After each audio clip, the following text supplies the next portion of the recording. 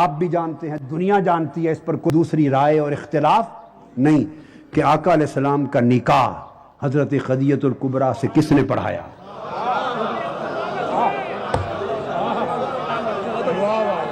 خطبہ نکاح کس نے پڑھایا؟ خطبہ نکاح کس نے پڑھایا؟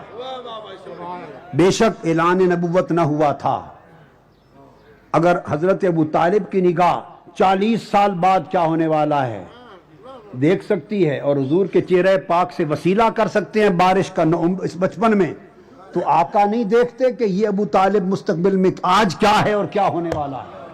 حضرت خدیجہ الکبریٰ کے ساتھ نکاح کا وقت آیا تو حضرت ابو طالب نے خطبہ نکاح پڑھایا۔ دو باتیں، ایک تو خطبہ نکاح آپ نے پڑھایا، خاص بات رکھ لینا، اور دوسرا جو مہر مقرر ہوا 20 اوقیہ کا بھی ذکر آیا، 12 اوقیہ، اور 20 اونٹنیوں کا بھی ذکر آیا ہے روایات میں، جو حضور کے لیے مہر مقرر ہوا حضرت خدیجہ الکبریٰ سے۔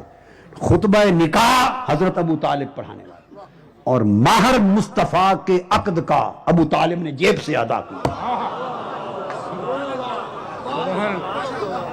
عقد خدیجہ کا رضی اللہ تعالی عنہ کا مہر حضرت ابو طالب نے ادا کیا۔ اب میں نکاح و مہر کا مسئلہ بتا دوں، حضرت آدم علیہ السلام اور حضرت حوا کا بھی نکاح و مہر ہوا تھا۔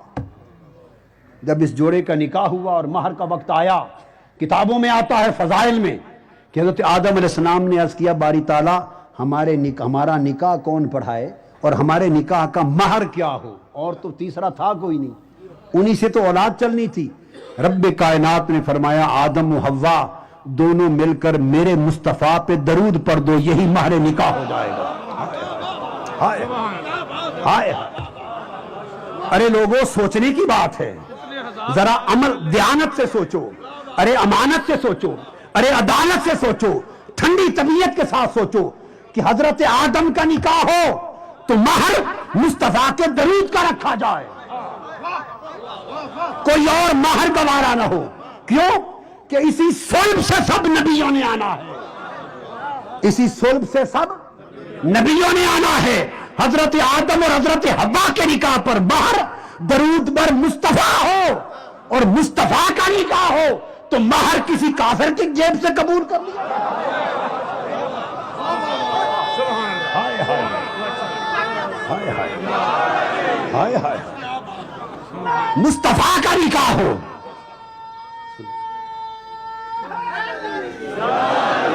آپ نے صرف خطبہ نکاح نہیں پڑھایا، مہر نکاح بھی خود جیب سے ادا کیا۔ تو حضرت خدیجہ الکبریٰ محسنہ اسلام، میرے آقا کی پہلی رفیقہ حیات، تاجدار کائنات کی ساری اولاد کی ماں، ارے فاطمۃ الزہرا کی ماں، ارے حسن حسین کی نانی، جس کو حضور کبھی نہ بھولے، اس خدیجہ الکبریٰ کے ساتھ نکاح۔ ابو لہب بھی تو چچا تھا، کسی اور کا مہر گوارا کیا ہوتا نہیں، ابو طالب کی جیب کا مہر گوارا کیا، کیونکہ اس میں سے حسین نے آنا ہے۔ آدم کا مہر مصطفیٰ کا درود ٹھہرے اور حضور کا مہر کوئی کافر ادا کرتا پھر؟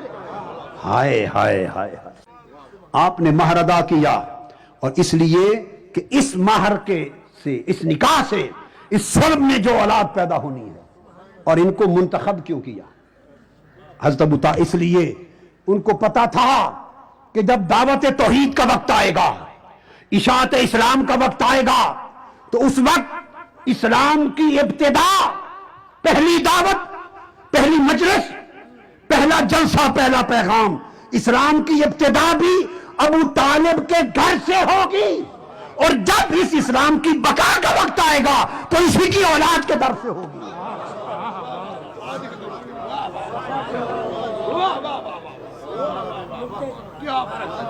اسی سے ابتدا ہوگی، ارے اسی گھر سے ابتدا ہوئی اور اسی گھر سے بقا ہوئی۔